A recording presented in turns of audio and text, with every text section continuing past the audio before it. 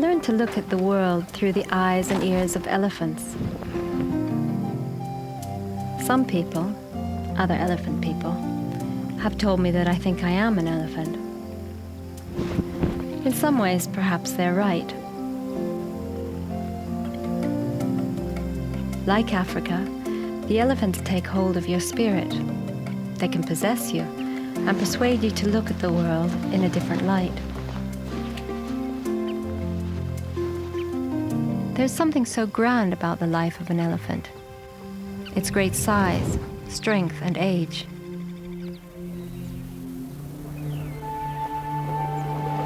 Elephants have so many of the qualities we like best about ourselves.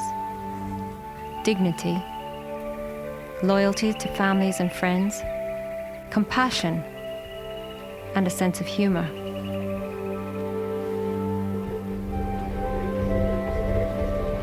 Biologist Joyce Poole has taken a journey without maps into the heart of the African elephant. She came to know elephants like family. She discovered biological forces no one had ever suspected, and elephant voices no human had ever heard. For years, Joyce fought for their survival, never imagining that one day she would face a terrible choice.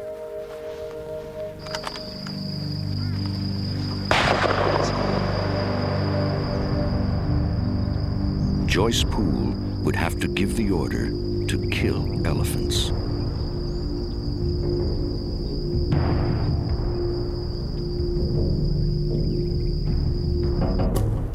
This is the story of a woman who loved elephants in a world that had no room for them.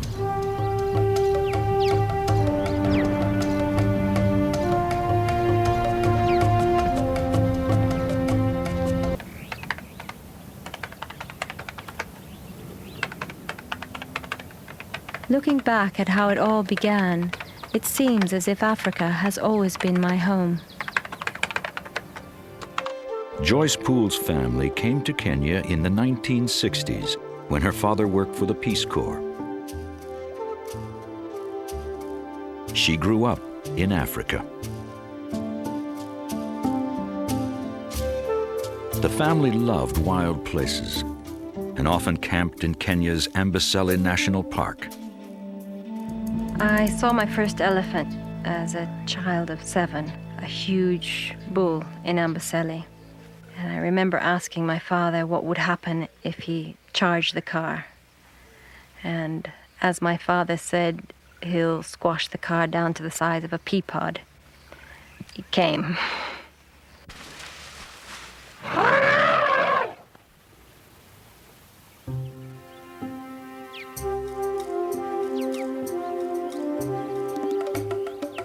I remember a lot from Amboseli. It was one of our favorite places. But I remember most the elephants.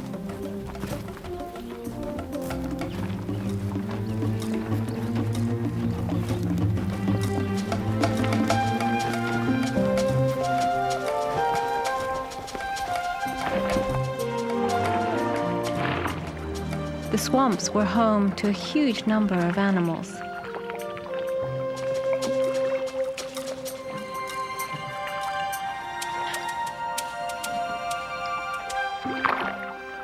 But it was always the elephants that captured my imagination.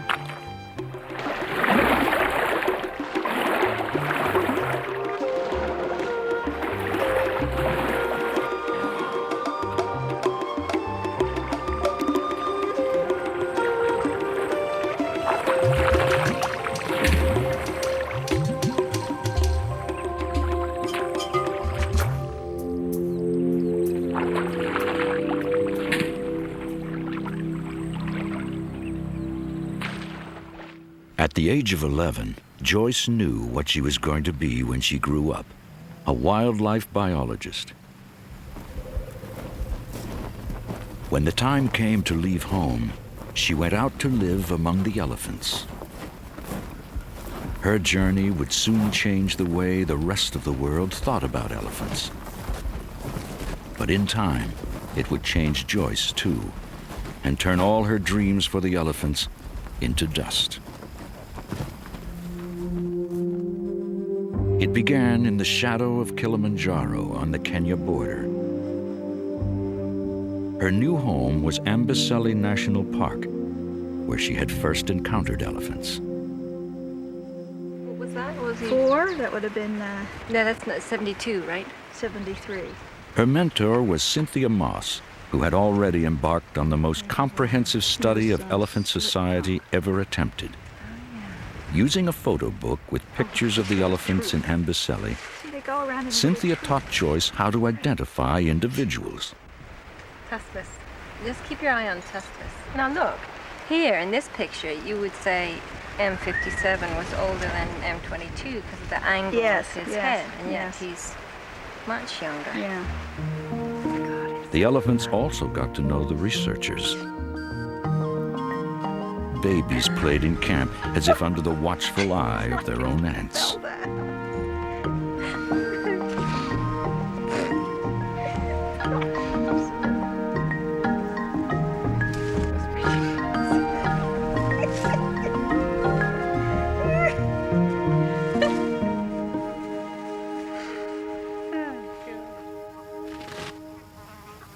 At first, all the elephants looked alike to me.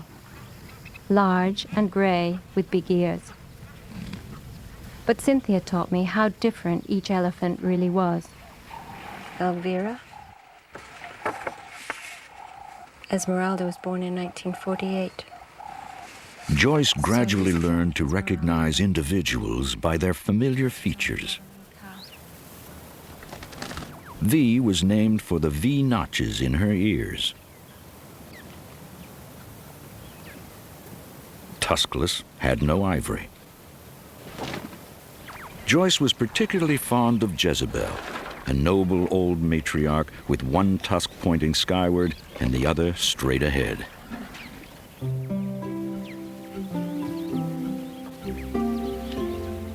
Each new arrival was given a name that identified it as part of a specific family group.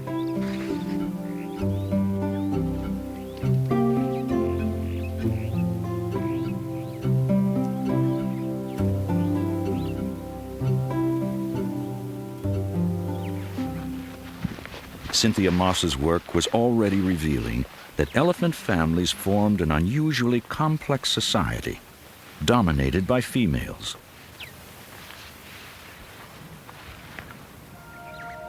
But the lives of the males were still uncharted territory. Males leave their families as teenagers and never again live in stable groups. Alone in her car, Joyce followed them. She was 19 years old and had no idea what she was getting into. To study the males, Joyce needed to get as close as possible.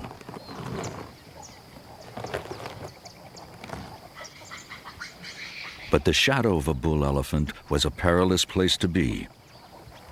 A male that seemed placid could easily turn around and impale her car on his tusks. When I first started studying the males, there were many times when I had elephants corner me, tower over the car, and I thought it was all over.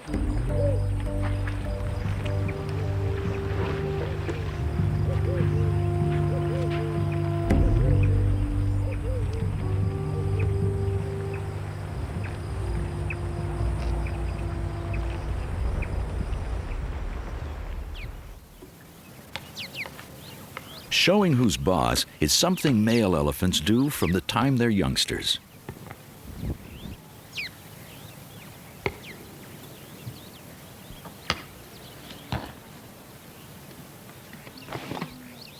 Most fights aren't dangerous. Size normally dictates rank, and every male already knows where he fits in the social hierarchy. But every once in a while, fights turn deadly serious. What was it that changed all the rules? Joyce noticed several older males dribbling gallons of urine.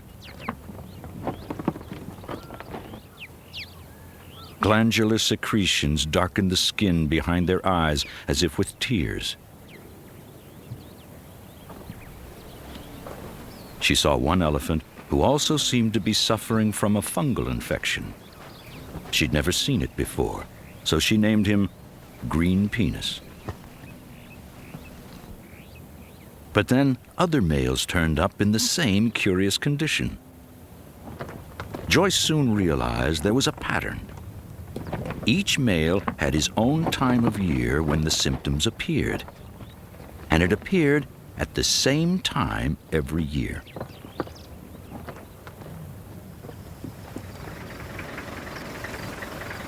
In Asian elephants, these symptoms were already recognized as part of a male's sexual cycle. African elephants are a different species, and the experts all said they did not have such a cycle. It took long months of tracking and recording the behavior of individual males, but Joyce proved the experts wrong. At the age of 23, she had discovered a driving biological force that every other researcher had overlooked. It's called must. Must is a heightened sexual and aggressive period or rut. And the word must actually comes from the Urdu, meaning intoxicated. Males start coming into must on average around 28, 29 years old. And their first must periods only last a day or two. With time, they last longer and longer, and by the time they're in their mid to late 40s, they're staying into must for 3-4 months at a time.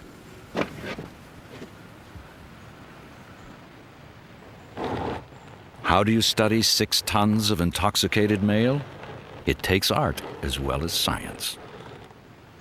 They're predictably aggressive when they're in must. And even though you feel you know an animal 100%, when they're towering over the car and starting to put their tusk on the bonnet, you don't feel quite so sure of yourself.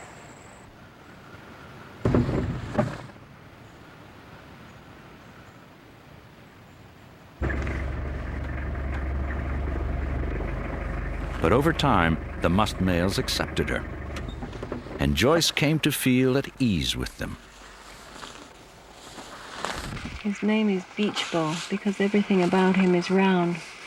His ears are round, his head is round, his tusks are round, his body is round, and his penis is round.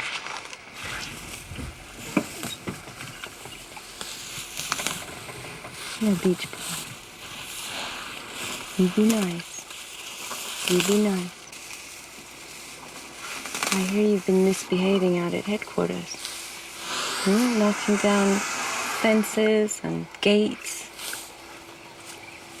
You be careful with my car, I've just fixed it.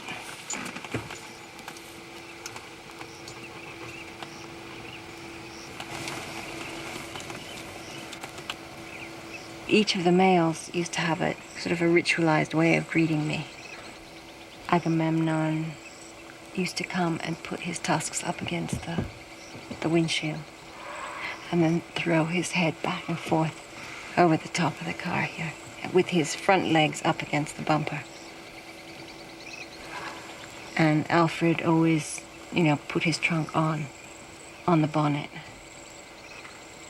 And this one, he just, he likes to sort of press up against the side of the car. It's very sensual.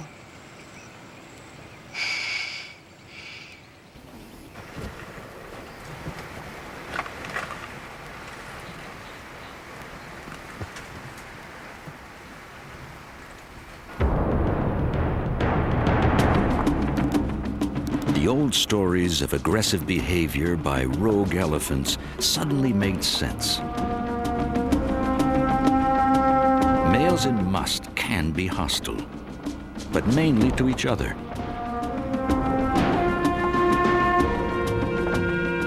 These fights, captured by Joyce on videotape, could end in injury or even death.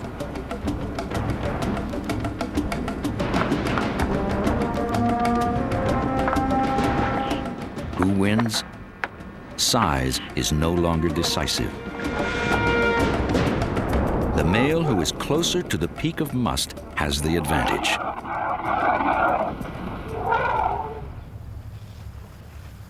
What they are fighting for is the right to mate with a female at the height of her cycle.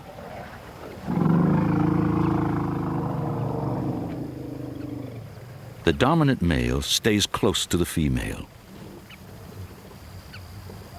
Hormones in her urine tell him whether she's ready.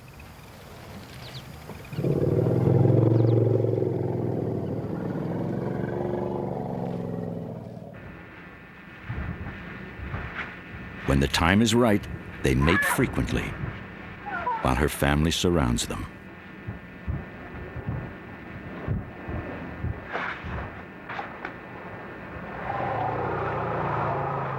Joyce was intrigued not just by what she saw, but by what she heard.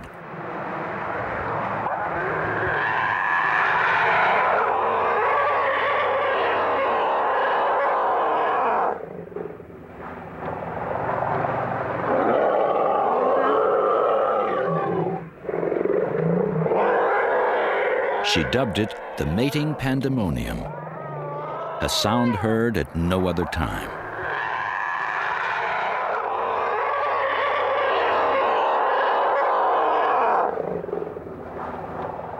Joyce's discoveries about must made it possible for the first time to understand the complexities of elephant mating behavior. But now, the focus of her research was shifting. Joyce was about to unlock the secret language of the elephants.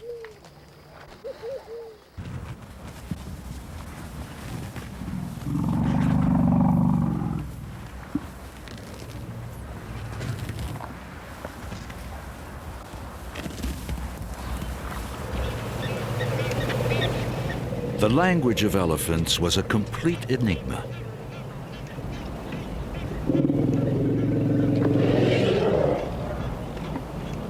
Sometimes elephants are incredibly vocal. Other times they seem to communicate in silence, freezing as if on command, or suddenly racing off together with no apparent cue.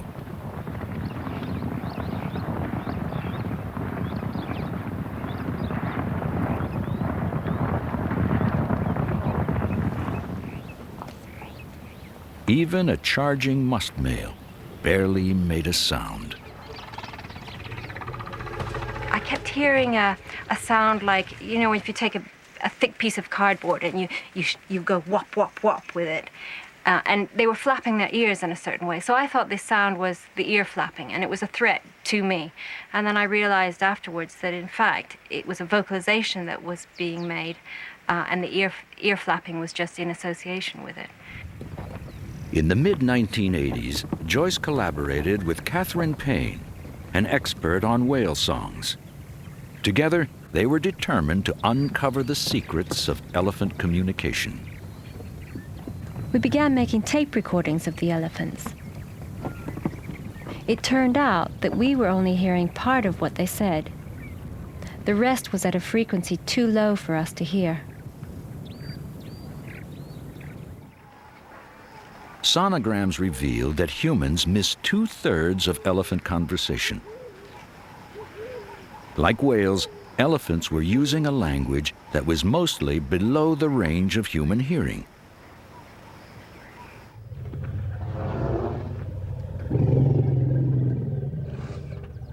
Joyce slowly learned to decipher the sounds she could hear.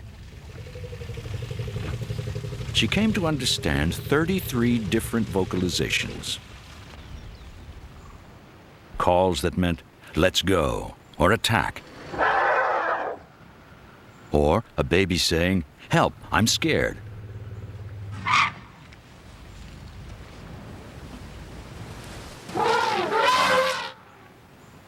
females comforted their young with rumbles that were as specific as saying, "It's okay, we're here."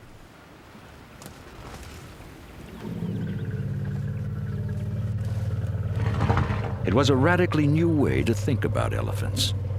What people used to believe was just stomach rumbling was actually a complex language. These were intelligent creatures.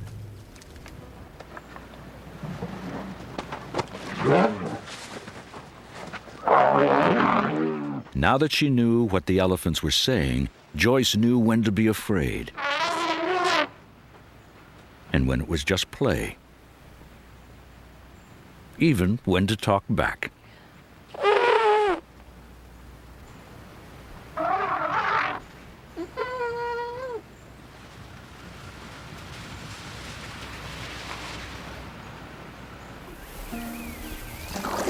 Anyone who's watched elephants would say, what is it that makes elephants different? Why do you like elephants so much? They're so funny. Why are they funny? Well, they're not just funny to look at. They're funny acting. They're clowns. Not all of them. I mean, they got different personalities, but some are real clowns.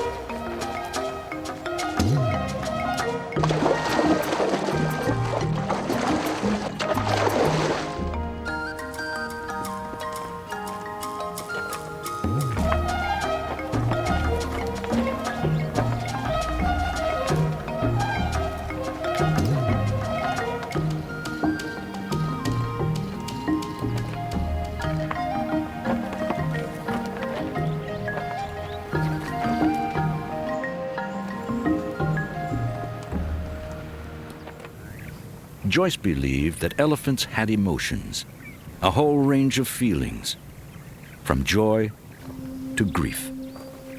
She was moved to witness one family come across the bones of their own matriarch. And it was very different from the way elephants usually approach bones. They gathered around her bones in a defensive circle, facing outwards, and gave a very loud rumble that went on and on. And they really were standing over them as if it was a member of their family.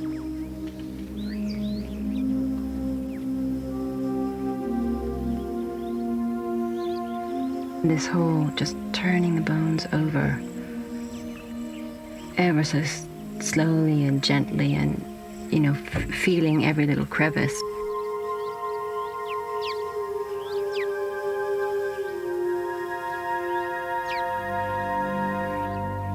Paying particular attention to the jaw and the skull.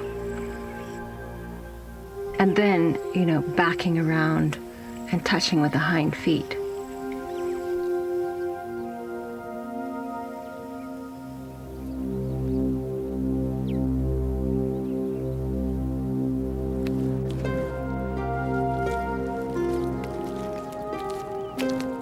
Joyce witnessed the death of many elephants, but the loss of one of her favorites was especially painful. It was the elderly matriarch, Jezebel.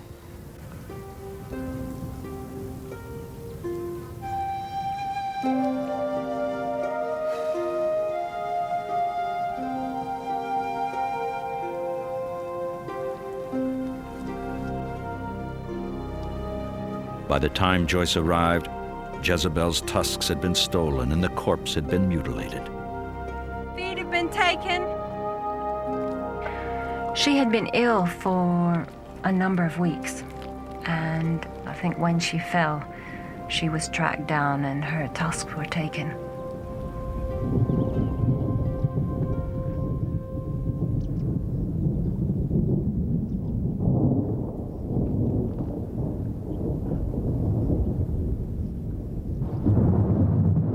The 1980s were ominous times for elephants.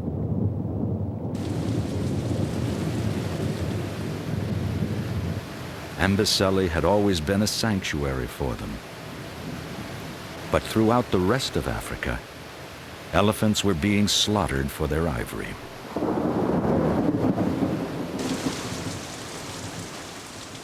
I just found it devastating that the more I was learning about these incredible animals, the faster they were being slaughtered. And I just found that I had to try and get out there and do something about it. The world was at war with elephants. For Joyce Poole, it was time to join the battle to save them.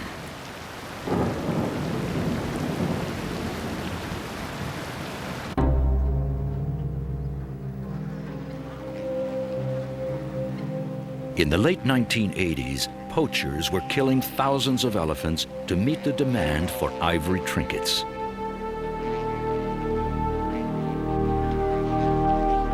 They targeted the males for their heavier tusks and hacked the ivory from their faces with machetes.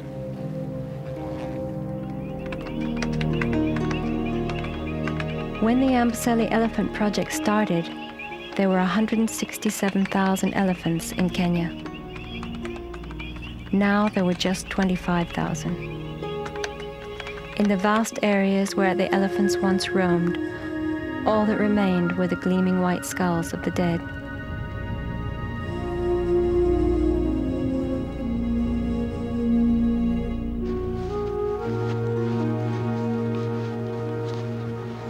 The social structure of the elephants was on the brink of collapse. Almost all the breeding males were gone, and many family units consisted entirely of orphans.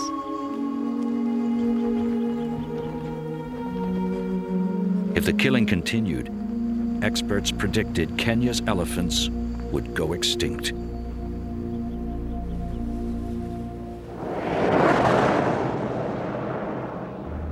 To save the country's wildlife, the government turned to Richard Leakey, a third-generation Kenyan who was already famous as a paleontologist. I am going to do my level best to eliminate the elephant poachers. In 1989, Leakey took over Kenya's Wildlife Service and immediately declared war on the poachers. He got off to a bold and controversial start. It would be my hope that in the coming weeks, the press will not ask for permission to film dead elephants, but will have an opportunity to film dead poachers. Leakey turned Kenya's wildlife rangers into a crack anti-poaching army. Now, when poachers fired on them, they had orders to shoot back. The first year, the rangers killed 50 poachers. They unearthed huge caches of ivory from butchered elephants. Then, Kenya did something that shocked the world. At Leakey's urging, President Daniel Arap Moi burned $3 million worth of ivory. It was Leakey's way to wake up the world to the horror of poaching. It was a very emotional moment watching the tusks of 1,800 elephants go up in flames and smoke. But at the same time, I felt a great sense of relief because I believed that the elephants were going to have a reprieve.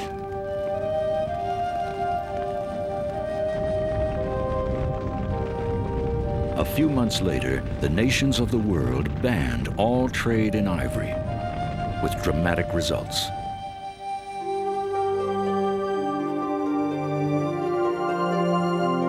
The next year, instead of losing 3,000 elephants to poachers, Kenya lost fewer than 50.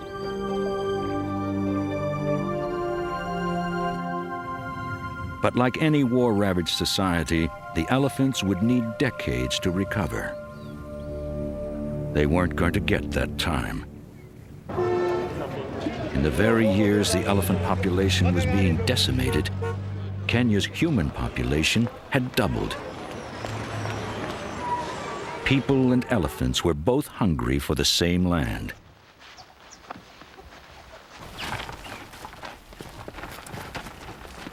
To deal with the inevitable conflict, Richard Leakey needed someone who understood elephants. He asked Joyce Poole to run the National Elephant Program. It would mean leaving the idyllic world of Amboseli. It was difficult to leave Amboseli behind, but at the same time, I was being given the opportunity of a lifetime. I'd had been so privileged to spend so many years with elephants, to have learned so much. I felt a sense of almost of obligation, of giving them something in return, and I felt that with the knowledge I had, that perhaps I could make a difference. Joyce was convinced she could help the elephants find a place in modern Kenya. She didn't realize how difficult it was going to be.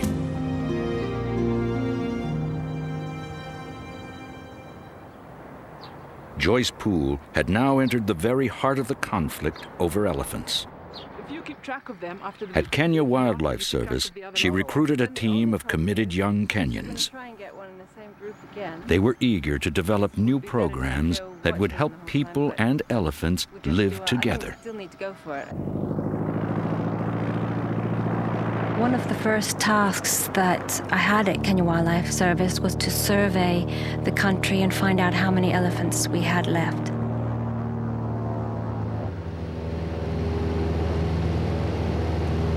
I would have loved for them to have been able to return to their old haunts, but there just wasn't the space anymore.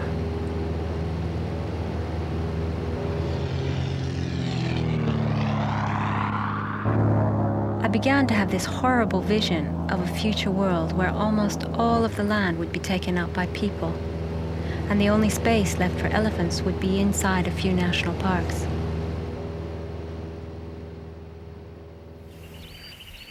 Other African nations had already confined their elephants to national parks.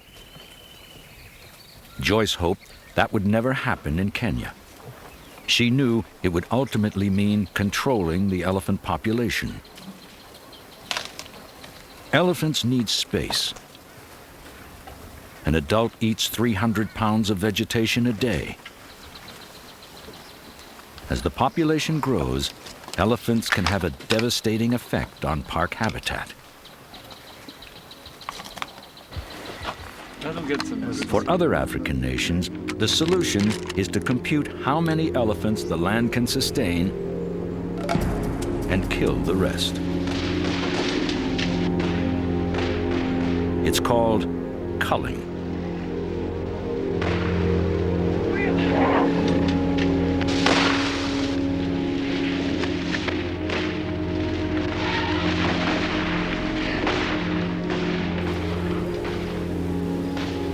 Culling is totally unethical.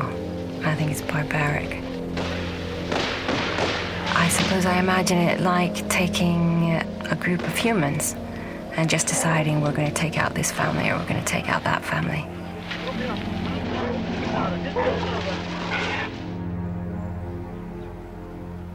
Joyce believed she could avoid culling in Kenya.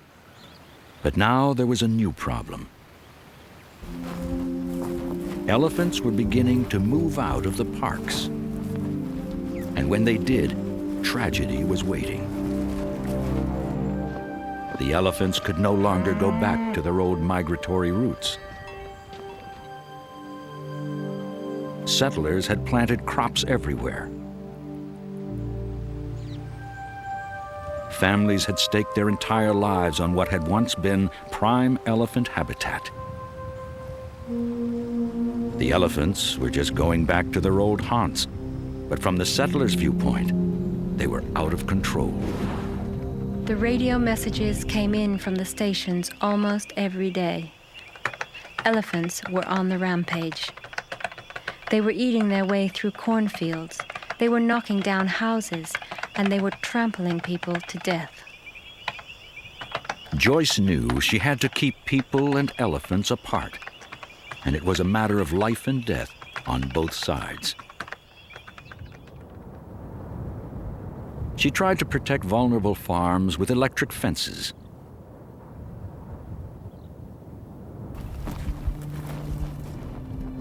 But the elephants learned to short-circuit the fences.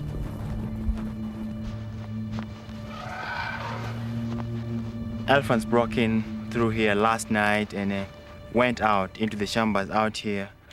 Probably one of the bulls was in charge of this, and he must have broken and they went out. Every day we have to keep repairing after every breakage, and this is taking up resources. The elephants were always one step ahead. Under cover of dark, they constantly found new ways to get through to the farms. In one night, an elephant could destroy a family's entire food supply for the year. If you could imagine having to defend your entire livelihood from some enormous beast that came in the middle of the night and weighed close to 100 times what you weigh. You can't see it. All you have is a small torch. And this beast, this monster, can track you down, can smell exactly where you are, can listen and know exactly where you are, and you can't see it. It can crush you in a matter of seconds. That's what so many people across Africa are up against. When the elephants come, the farmers have only rocks, sticks, and the sound of their own voices to defend their crops.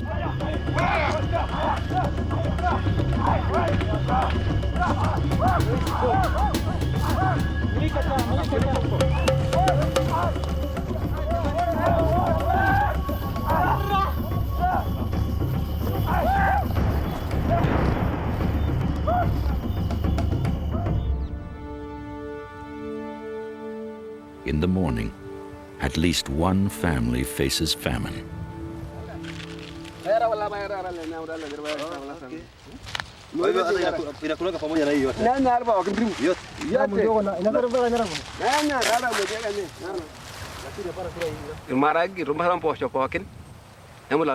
As you can see for yourself, I have nothing left for my family. All the crops were destroyed by the elephant. The beans, the corn, the tomatoes, everything's gone. The children will sit and keep quiet. They have nothing to eat. They'll just sit quietly.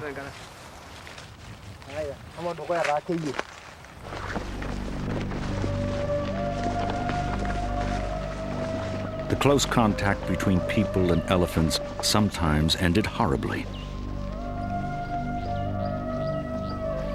Many people are killed in Kenya every year by elephants. It's somewhere probably between 40 and 50 people a year. Some areas are worse than others. I don't think that in most cases, I think that the elephant didn't intend to kill the person. But in some cases, they've definitely gone out, tracked down the person, and kneeled on them, which is usually the way an elephant will kill someone.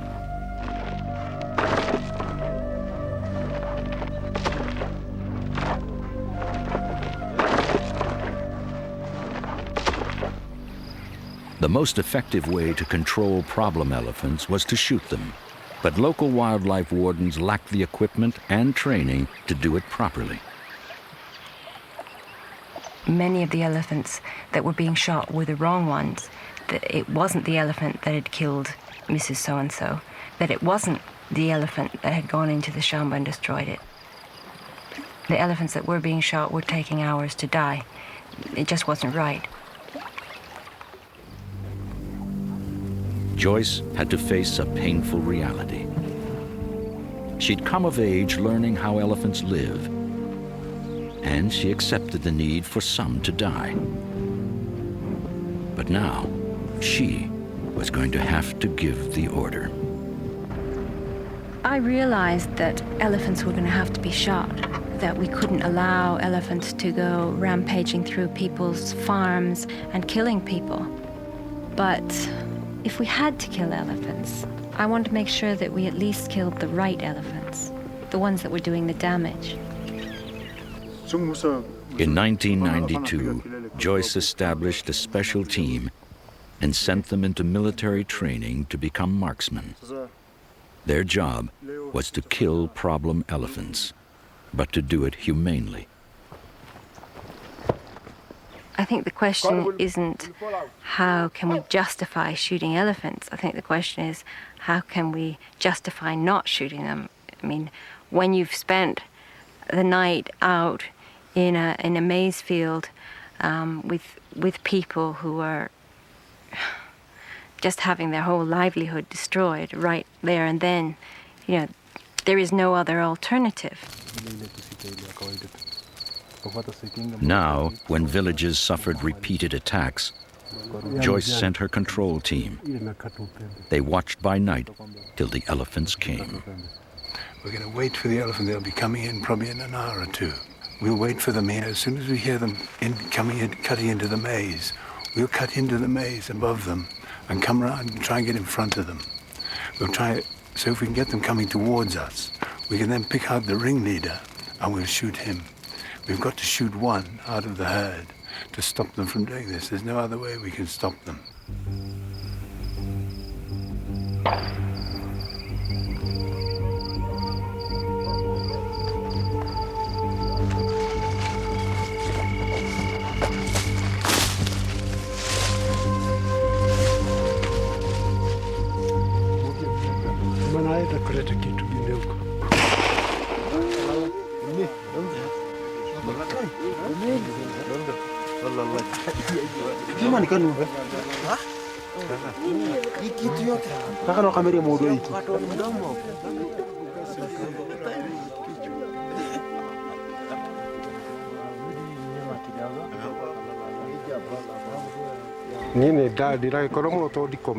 I'm so happy now that this animal is dead. I've been up every night, waiting and looking after my crops.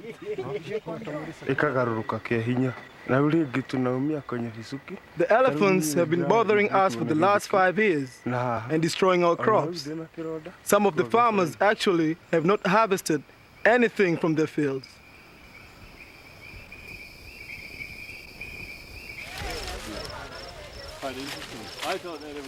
For now, this village's cornfields were safe. The killing of one elephant should keep the others away. Tonight, the crops would not have to be guarded. But what about all the other villages? In 1993 alone, I gave the order to shoot 57 problem elephants. Each decision was difficult, but I knew it was the right thing to do.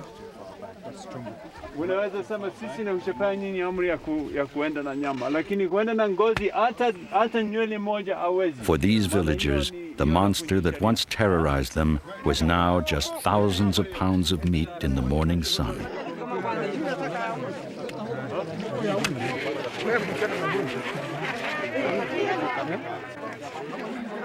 Today, it would feed their families.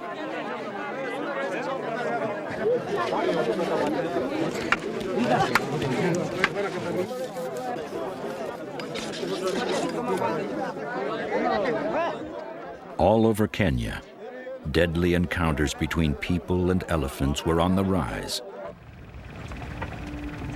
Joyce Poole and Richard Leakey were under constant pressure to kill more elephants. I realized my worst fears were probably going to come true someday. Kenya was going to have to eliminate most of the elephants outside the parks. We would have to confine the rest behind fences, as other African nations had done. If elephants had to be confined to parks, Joyce wanted to find a humane way to control their numbers. She and her team had a daring new idea. They were going to test a form of elephant birth control.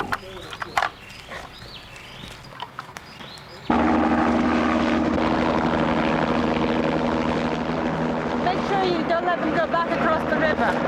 Joyce, the temperature's very hot and we're meant to have... Critics ridiculed the whole plan. But Leakey gave her the go-ahead. For the test, Joyce relies on exactly the sort of detailed knowledge of individual elephants that has always been her specialty. Just bring him over here. They are looking for a female who already has a baby, so they can be certain she's not pregnant. Are you sure that group had 21 individuals? The marksman brings her down with a tranquilizer dart. Once again, Joyce is defying the experts. But this might be a way for elephants to survive in the crowded world of modern Africa.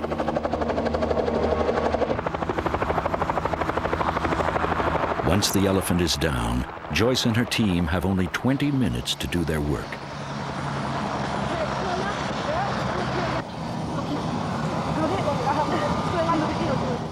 They inject the elephant with an experimental contraceptive vaccine, which should sterilize her. Then they strap on a radio collar to track her progress.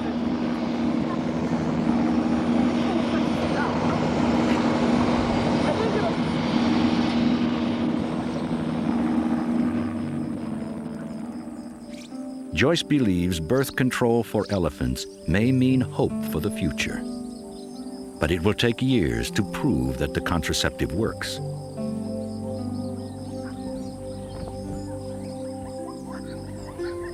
Then, just when they begin to get the first positive results, it's all over. Political infighting puts an end to their plans. I have given the best years of my life to public service. In March 1994, his enemies forced Richard Leakey out of office. And the stress and the pain of being vilified by senior politicians and others is more than I think is good for my health. Under these circumstances, I have today sent a letter to His Excellency the President offering my resignation. Joyce and several of her colleagues resigned the same day in support.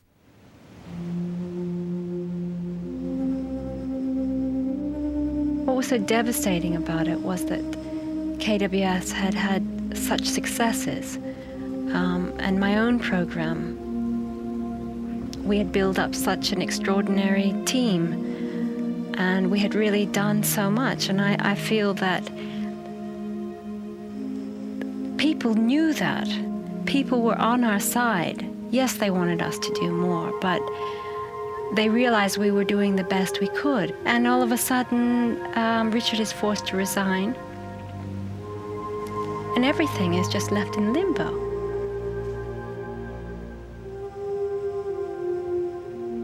Joyce didn't know yet where her life was going to take her. But elephants still had a hold on her spirit.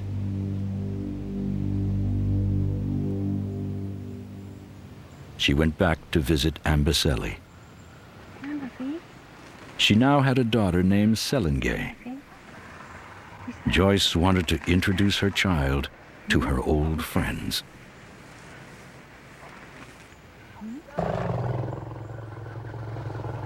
We'd gone out one evening to watch elephants, and I saw V approaching us with her family. And then an extraordinary thing happened.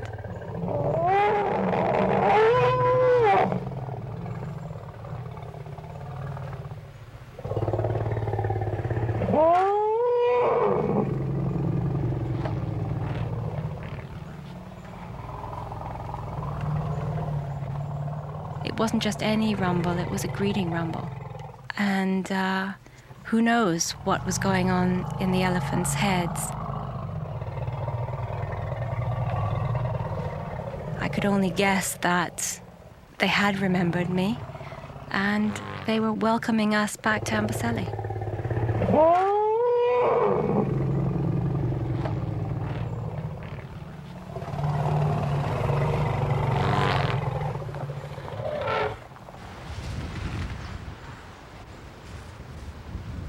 For a few days, Joyce blended in with the familiar camp routine.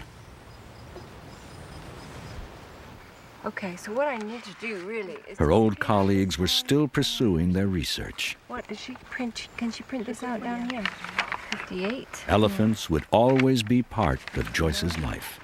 And you But found back in something- Nairobi, someone else was going to have to make the hard choices about their future. I think in the long term, let's say looking 50 years ahead, that elephants and people will not be able to coexist, that elephants will be confined to national parks, many of them with barriers around them. And I think between here and now, it's going to be a very painful process to get where we're going. And that there'll be a lot of suffering on both sides. To save what she loved most in the wild, she had fenced it in, controlled it, even killed it. And it hadn't been enough. I think that the dreams I had or even have for elephants can never be. There's not enough space anymore. And what space there is put aside for people. I think all we can do is look at each situation and do our best to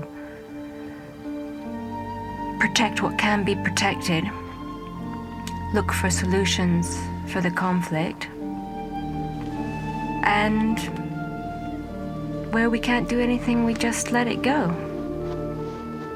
It can't all be saved. It can't.